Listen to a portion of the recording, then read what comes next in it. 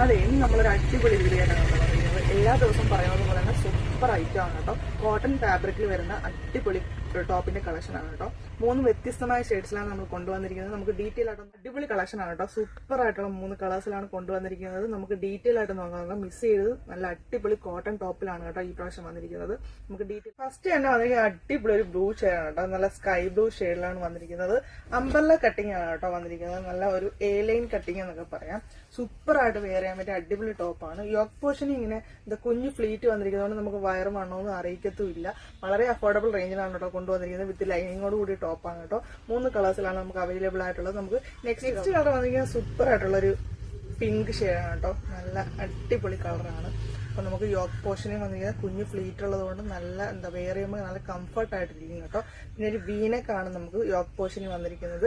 വിത്ത് ലൈനിങ്ങോട് കൂടിയ ടോപ്പാണ് കേട്ടോ. പ്രൈസ് വന്നിരിക്കുന്നത് വളരെ അഫോർഡബിൾ റേഞ്ച് ആണ്.